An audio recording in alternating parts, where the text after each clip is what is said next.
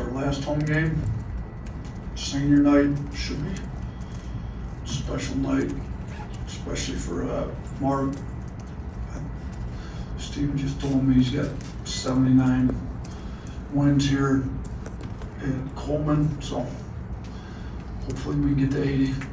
Sounds a lot better than 79. So he's had a really good career here. He's playing well.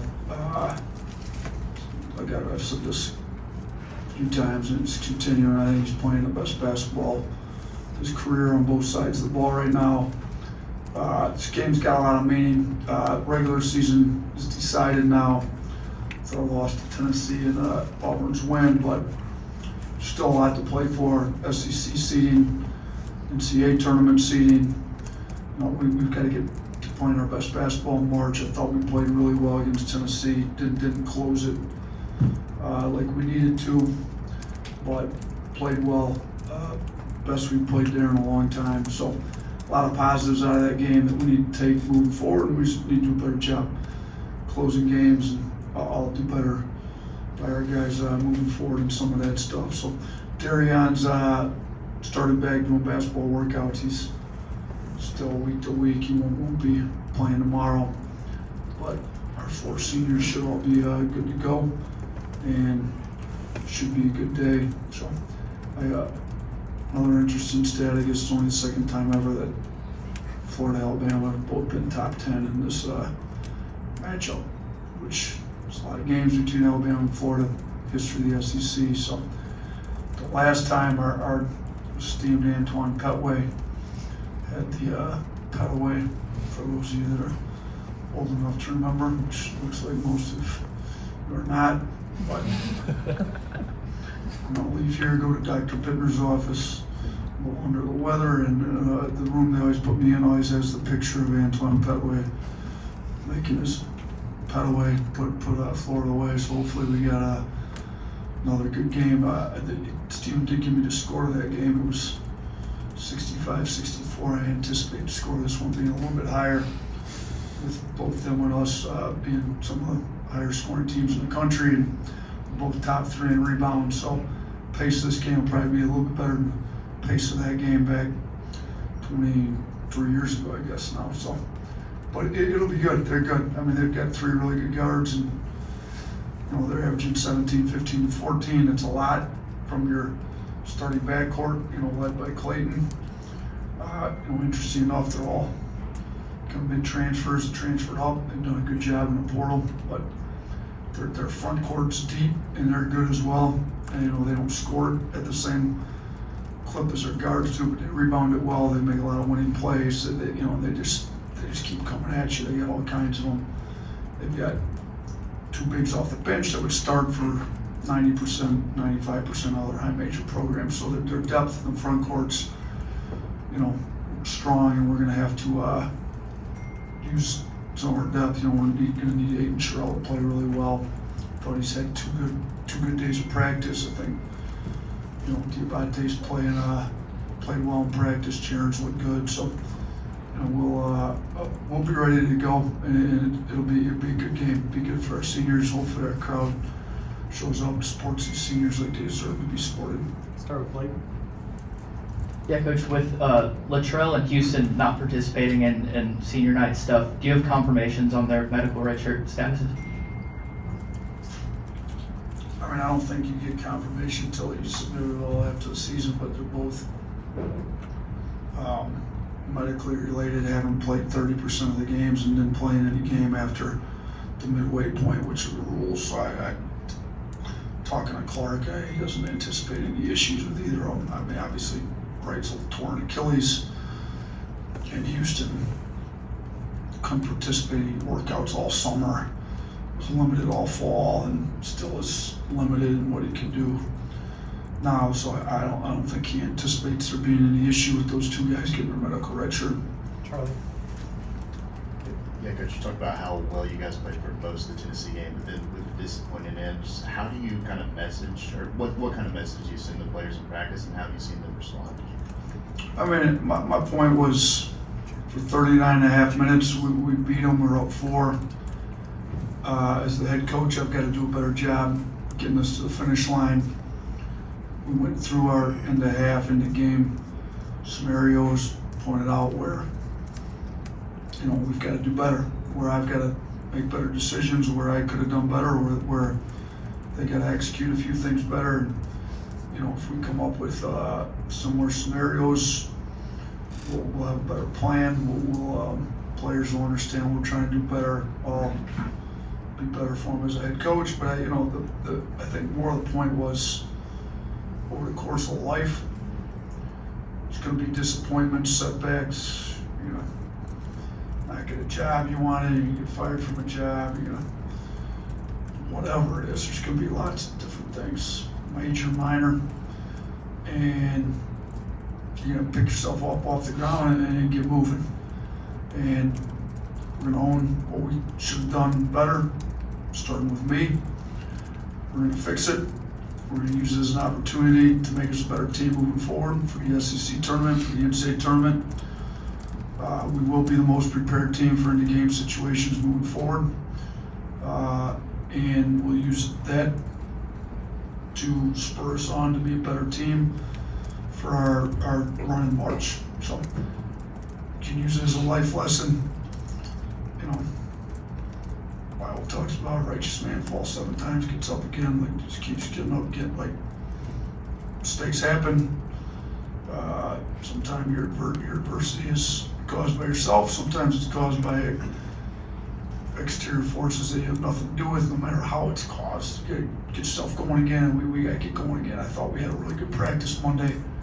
Thought we had a really good practice today. I think our seniors that we're gonna honor tomorrow done a really good job leading, making sure the guys can be ready to go, and I think you'll see a team ready to go on Wednesday. Jack. Just with Mark, just how proud does it make you, with him being a kid from the state of Alabama, to see him come into this program and leave it in a better place than he's found it? Yeah, it's great. I mean, it's a kid that was overlooked by ourselves. Shoot, he had no high major offers. Well, that includes University of Alabama when I was here. So, he goes out. Obviously, I'm sure he was a little disappointed.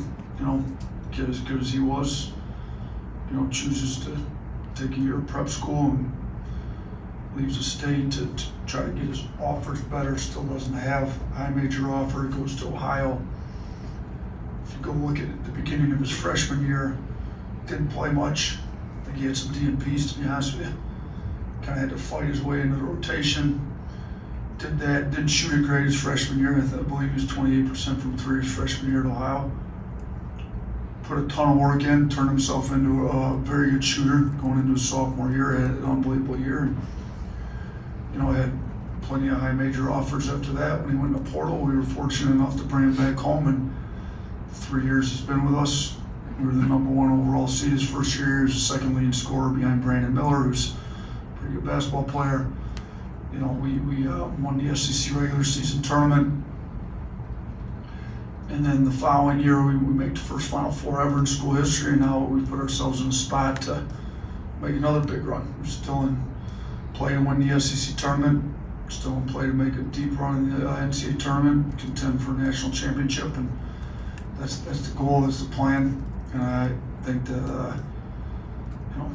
the fans here should come out, not just to recognize Mark, but it would be great to show him the recognition he deserves on senior day, being a kid from Alabama who's elevated this basketball program to heights never seen, particularly making the Final Four. Obviously, it's the first time ever in school history, but he's got 3 other guys with him that have had great careers, even though a little bit shorter than his, all in their own right here. Chase. I want to ask you about the block versus charge call that seems to be like eternally controversial in the sport. It seems like a lot of crews just reflexively call the block. So I'm wondering if you as a coach, do you ever question whether or not you should coach guys to take the charge just because it's so hard sometimes to get the offensive foul called? So that all changed when they changed the rule at the beginning of last year. There was a lot of charges called in college basketball. You know, and it was a dangerous play in my opinion. Like guys be sliding under as you get some of the best athletes in the world going up to dunk, lay it in, kid slides up under them, they fall. They completely eliminated that. You don't even see kids really trying to take that anymore because anything that was remotely close is now called a block. So there's a time and a place to, and you're probably referring to the off-ball charges. I do think we're still drawing a decent amount of on-ball charges, series where you take the elbow and move your feet. It's more the help side where they come over, and with the way they changed the rule, you gotta have both feet established before the offensive player's last step hits the ground. It's hard to get there. What's better in my opinion, especially when your bigs are more often than not kind of the low man coming over to help, is just to come over and go vertical, jump straight up and down. You know, if you technically go straight up and down, A to A, like I thought Grant did at the end of the game there, it's not supposed to be a foul. And I think you get better success doing that than you do trying to take a charge, because if it's not distinctly there with both feet set before they put their last step down, it's going to be a block every time. So, and if there's any contact in the restricted area, you know, they got to be all the way out, then it's an automatic block too. So you got to be outside the lane set. It's hard to do. There's not very many off-ball charges taken anymore. So we used to have some guys take lots of them in practice. We really don't have that many taken in practice anymore either, to be honest with you, just because it's not, sending guys to the free throw line on blocks. Those end up being and ones too often. So we've more taught the verticality than we have come over to take charges with our bigs. Nick? Yeah, last season, you guys, before the NCAA tournament, lost 4 of your last 6. Does the way, and then you obviously went to the Final Four, does the way that last season ended going into the tournament change how you view or coach or view issues late in the season? I mean, the thing it reminds you of is that there's always room to grow and get better, both as individuals and as a team. So, yeah, we had a tough loss at Tennessee. Lots of things we did well and a few we got to do better at. There's plenty of time to get better at them. Let's clean up what we got to get better at. Let's be the best team we can be. Let's just keep learning. We say it all the time. Last year was maybe the best example we've had of it around here. Just keep getting better. Doesn't matter whether you've lost 4 or 6, lost 2 in a row. Let's make sure we're better on the next game out. Give max effort on everything we got, and let's see what happens. And made a Final Four run, so we're even more battle tested this year than I think we were last year, with a much tougher SEC. We've got 2 unbelievably tough games coming up here to close out the regular season, and we'll be as battle tested as any team I've ever had going into the SEC tournament. We're hoping to win the SEC tournament. That's the goal. If we don't win it, we'll obviously refer to last year's experience. Let's group ourselves together and make an NCAA tournament run and try to win 6 in a row there. So we'll just keep looking at getting better every time we go out. And I think last year proved that that's definitely something we can do and it's capable of doing, and that's going to be the goal. Tony? You mentioned the regular season title being out of reach. After that buzzer beater, there was a few posts, that celebratory posts. Did the guys see those? And if so, is there an extra fire in this team? Have you noticed? I didn't. Somebody sent me one. I haven't even mentioned it to the guys. I'm sure some of our guys are on social media and saw it. I mean, obviously they don't like us. We don't like them either. It's kind of the way it goes in the state. If the roles would have been reversed, I'm sure we would have been celebrating winning the regular season championship as well. I mean, it was more to me like we lost, that guaranteed them the regular season championship. It's probably also helpful that it was Alabama that lost, I'm sure. So everybody plays to win championships. They won it. Got to give them their respect. They've done an unbelievable job this year. They're a good team. We get one more crack at them. But before we do that, we've got Florida. What we're talking about, we haven't even addressed anything to do with Auburn at all. The only thing we've really addressed is if we do win tomorrow, we guarantee ourselves a top 3 seed, which would be a bye straight to Friday, which is, if you're trying to win the SEC tournament, that's when you want to be playing your first games on Friday. So that's what we've talked about. You know, if some of the guys want to bring up that other stuff going into Saturday, that's up to them. I'm not going to beat Auburn celebrating winning the championship. We were trying to win the same championship they just won. 2 more, Will. Coach, when you talk about that 1 seed for the NCAA tournament, potentially still a possibility depending on the result in these last 2 and then the SEC tournament, obviously, has that factored into your message any with the guys as you talk about what you want to see them do well and execute down the stretch? You know what, I briefly mentioned it, not a whole lot. I really want to just focus in on what it's going to take to beat Florida with really the SEC tournament coming before the NCAA tournament. If we do what we're supposed to over the next week and a half, that 1 seed will take care of itself. If we don't, and we're a 2 seed, we're gonna have the same mindset going to the tournament as if we're a 1 seed. Whoever gets put in front of us, you know, let's make a run. So, but I will say, you know, one seeds are 1 seeds for a reason. They're playing good basketball. We need to be playing our best basketball come March. That's really the goal. So let's get to the point where we are playing currently the best basketball we played all year, and I think we're close. Honestly, if we had closed that Tennessee game, that would have been one of our best games on both sides of the ball, and we were 30 seconds from closing it. And if those 30 seconds spur the coaching staff, the players on to being a much better situational basketball team into game, into half. You know, we did mess up the end of half too.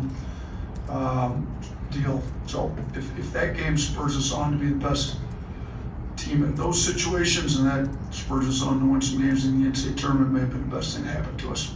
Last one, or Hunter. Has the leadership from the seniors ahead of tomorrow's game been any different than previous games, would you say? I mean, you know, after a tough loss that could linger, I think I've seen a lot better energy, leadership. You know, we've referenced this before, but last year when we lost to Tennessee at home, and that eliminated us from, it didn't eliminate us, but it made it a lot tougher to win. It took it out of our hands last year when we lost to Tennessee at home. We were no longer in full control of our own destiny as to whether we win the SEC regular season or not. Losing to Tennessee, when it got taken out of our hands, I didn't think our reaction going down to Florida was very good. This year, that one took it out totally in our hands, out of our hands, nothing, we can't win it. I thought the reaction to preparing for Florida Monday and today was a lot better than what I saw last year. Thank you, Coach. Thanks, everyone. Mark and CY will be here.